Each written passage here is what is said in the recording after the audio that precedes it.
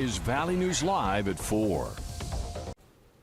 Good afternoon and Happy New Year. It's another first alert weather day and the cold certainly has its grip on the valley. Let's head straight over to meteorologist Nathan Hopper with a first look. Nathan?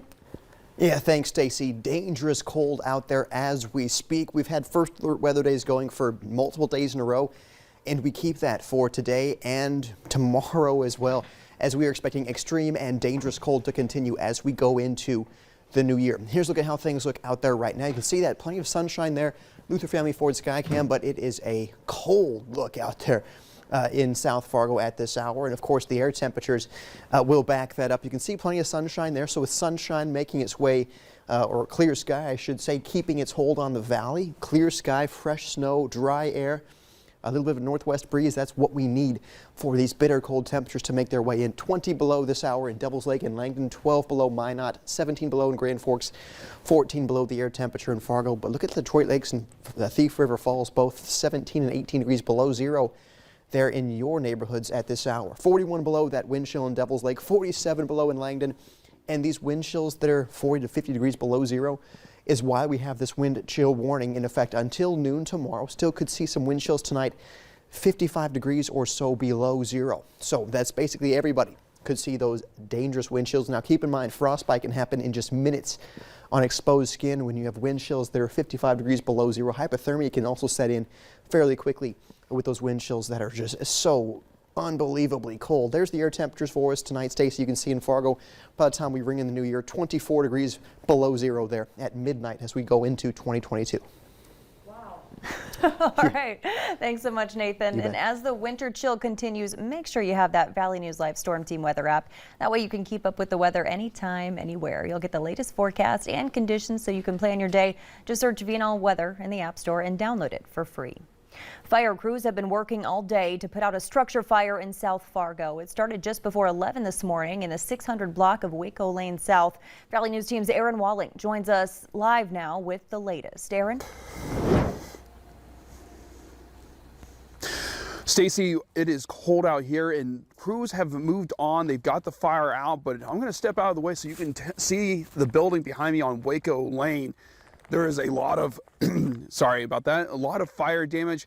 You can see that there's a lot of holes into that building. A lot of doors are gone, windows are gone, fire damage. You can also see a lot of water damage where water has frozen onto the building itself, where they had to use water to get in there and to get that fire out. Now, as it stands, there is not much information on what started the fire from Fargo Fire Department on this one, but we do know that West Fargo Fire was also called in to help with the situation as they were trying to battle this fire and try to get this under control. We did speak with the lady that did live in this building. She's currently talking to Red Cross as we speak. But right now, there's not much information, Stacy, but we do know that at least she's over there talking with Red Cross and seems like she is safe right now. All right, thanks so much, Aaron. Now, daylight has revealed the scope of devastation in Boulder County, Colorado, after historic wildfires wiped out entire neighborhoods in a matter of hours. The wind-whipped flames destroyed hundreds of structures and drove tens of thousands from their homes.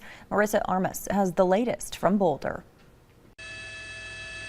Block after block, charred and smoldering skeletons of homes are all you can see in 3 Boulder County, Colorado communities. Fast-moving wildfires fueled by 105-mile-per-hour winds erupted Thursday morning, cutting a wide path of destruction. In the blink of an eye, this was a disaster in fast motion, all over the course of half a day. The flames destroyed hundreds of homes and businesses and spared others as they leapfrogged over highways and buildings about 20 miles northwest of Denver. I would estimate it's going to be at least 500 homes. I would not be surprised if it's 1,000. Residents had only minutes to escape with whatever they could carry. I packed myself, my cat, and just keep our fingers crossed. Some returned to their homes Friday morning to learn they'd lost everything.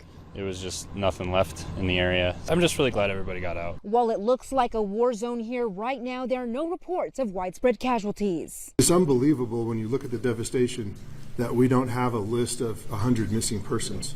Again, I'm hoping that's a miracle. How the fire started is still under investigation, but the sheriff suggested downed power lines as a possible cause. Marissa Armas, CBS News, Boulder County, Colorado. Colorado's governor has declared a state of emergency, freeing up emergency funds and resources for those impacted. Fargo police are looking for a teen that escaped from custody. 16-year-old Jeray Harles was last seen yesterday in the 1400 block of 10th Street South. Harles is described as 5'10" and weighs about 145 pounds. He has brown eyes and brown hair. Harles has a cross tattoo on the right side of his neck with a name underneath. He also has another tattoo on his left forearm. If you have any information, call the number on your screen, 701-451-7660. Meanwhile, Bemidji police are still looking for a missing teen, but they're asking people to stop spreading potentially misleading information on social media. Police say no one has heard from 15-year-old Nevaeh Kingbird since October, and now they say there's been social media posts circulating online regarding her whereabouts that may not be true, adding these consume a lot of their investigative resources. If you have any information that may be helpful, Bemidji police ask that you contact them directly. A woman wanted on a homicide warrant out of Michigan was found and arrested in Bismarck. Police say they found her yesterday. Authorities say she's wanted in connection to the murder of a 26-year-old woman. Police say she shot at the victim's car after an argument at a party and struck the victim in the head. The suspect is now being extradited back to Michigan. Beloved actress, comedian, and American icon Betty White has died just weeks before her milestone 100th birthday.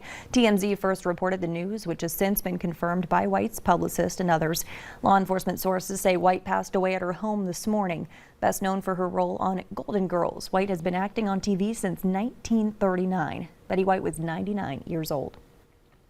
A Chicago woman says she chose to isolate in an airplane bathroom for 3 hours after testing positive for COVID mid-flight, and she documented it on social media. The woman was flying to Iceland on December 19th with her brother and dad. She says the flight was full, so she asked the flight attendant if she could stay in the bathroom to protect others. Once she landed, she isolated for 10 days at a hotel where she received some thank you gifts from grateful flight attendants. Starting today, the travel ban on Africa is no more. The restrictions were put in place last month to keep people from 8 southern African nations, including South Africa, from traveling to the U.S. The Biden administration defended the choice, saying the U.S. needed more time to understand Omicron, but CDC officials have since recommended lifting the restrictions because of data showing our vaccines are effective against the variant and because it's already here.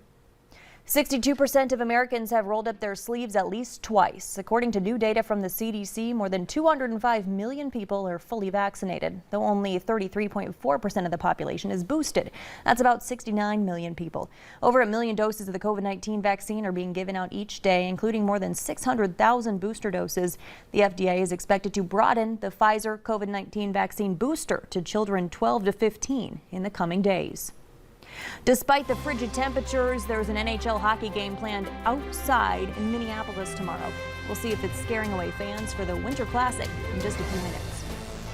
And at midnight, when that ball does drop and we welcome in a fresh new year 2022, expect wind chills to be 40 to 55 degrees below zero, air temperatures in the negative middle 20s for us. But of course, we'll break down what you can expect for the first few days of next year here in a few minutes.